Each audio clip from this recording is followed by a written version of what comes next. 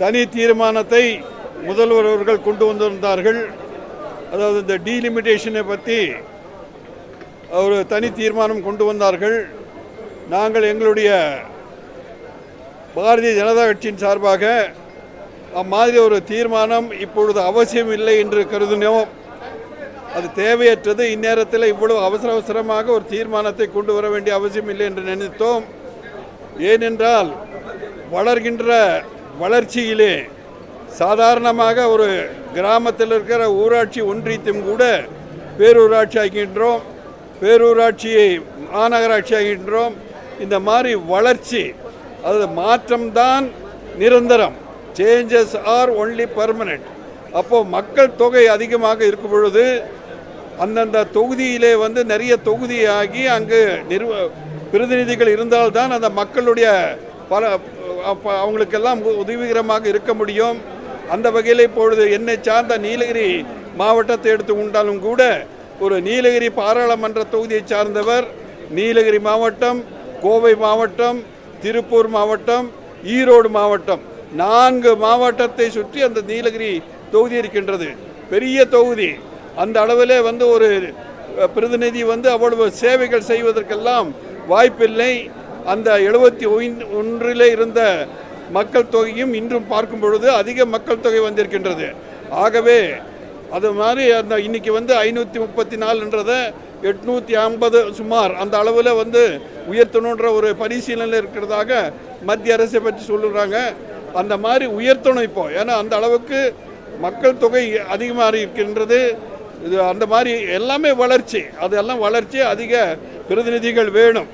எதுக்கெடுத்தாலும் வடக்கு தெற்கு வடக்கு தெற்கு என்று பிரித்து ஒரு நல்லதொரு தேசத்தை, ஒரு ஜனநாயக நாட்டை, பாரதம் என்ற உலகமே போற்றுகின்ற ஒரு ஜனநாயக நாட்டை வடக்கு தெற்குன்னு சொல்லி நமது மக்களையே பிரித்து பார்க்கின்ற ஒரு உணர்வு இனிமேல் இந்த மாதிரி ஒரு மாண்பு மிக்க ஒரு சட்டமன்றத்தில் எல்லாம் பேசக்கூடாது என்று நான் நினைக்கின்றேன்.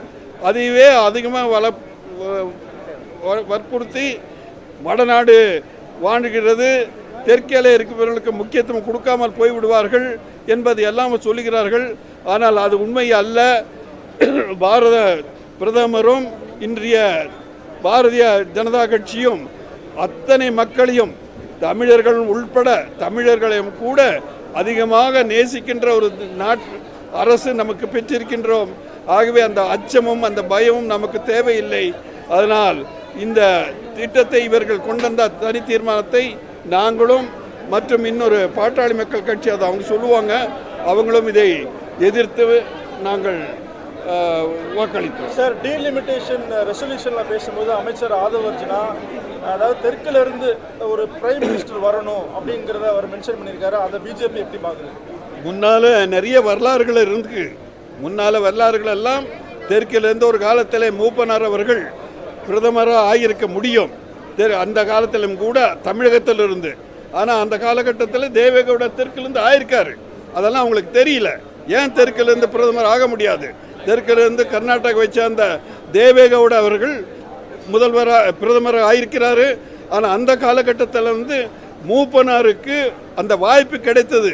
அந்த வாய்ப்பு எப்படி தவற விட்டார்கள் என்பது அன்றைய அரசியல்வாதிகளுக்கெல்லாம் தெரியும். அதை நான் இங்கு விவாத பொருளாக ஆக்க விரும்பவில்லை. நாம் ஒற்றுமையாக இருந்தால், தென் மாநிலங்களே நாம் ஒற்றுமையாக இருந்தால், தமிழகத்திலே நாம் ஒற்றுமையாக இருந்தால், தமிழரையே ஒரு பிரதமர் ஆக்குகின்ற காலம் எல்லாம் இருக்கும். அந்த முயற்சியை ஒற்றுமையுடன் நாம் செய்ய வேண்டும். மத்திய உள்துறை அமைச்சருடைய அமித்ஷாவுடைய அவருடைய வாக்கை எப்படி நம்புவதுன்னு அமைச்சர் அருண்ராஜ் இன்னைக்கு பேசியிருந்தார். அதெல்லாம் சரியில்லைங்க. அதாவது ஒருத்தர் சொல்றாரு, வன்னியார் அமைச்சர் மரியாதைக்குரிய வன்னியரசு அவர்கள் சொல்றாரு, அமித்ஷா அவர்களும் பிரதமர் அவர்களும் சபையில் ஒன்று சொல்வார்கள், வெளியில் ஒன்று சொல்வார்கள். எப்படி நம்புவதென்று ஒரு ஜனநாயக நாட்டின், மிகப்பெரிய ஜனநாயக நாட்டின் ஒரு தேர்ந்தெடுக்கப்பட்ட ஒரு பிரதமரை போய் இந்த மாதிரி பேசுவது கண்டனத்துக்குரியது. இப்போ இவங்க இங்கே பேசுகிற அமைச்சர் பேசுகிறத நாங்கள் நம்புகிறோமோ இல்லையோ, அதே மாதிரி தான் ஒரு அமைச்சர், தேசத்தின் பெரிய ஜனநாயக நாடு, அந்த நாட்டில் தேர்ந்தெடுக்கப்பட்ட 12 ஆண்டுகளாக பணியாற்றி கொண்டிருக்கின்ற ஒரு பிரதமரை இந்த மாதிரியெல்லாம் பேசக்கூடாது. அதை சபையிலிருந்து, அவை குறிப்பிலிருந்து எடுக்க வேண்டும் என்று நான் போராடுகின்ற முயற்சி எடுத்தேன், ஆனால் வாய்ப்பு கிடைக்கவில்லை.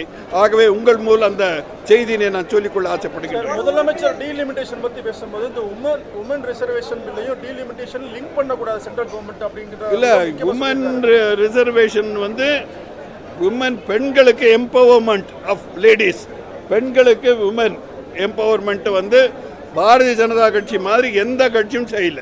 பெண்களுக்கு அவ்வளவு முக்கியம். இன்னைக்கு நாட்டின் முதல் பெண்மணி முர்மு அவர்கள் ஜனாதிபதியாக இருக்கிறார்கள். அந்த எங்களுடைய பாரதிய ஜனதா கட்சி தான் ஆக்கியிருக்கின்றன.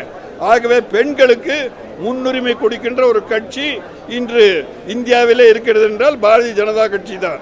ஆகவே நாங்கள் அதற்கு எதிரானவர்கள் அல்ல, பல முயற்சி செய்திருந்தோம்.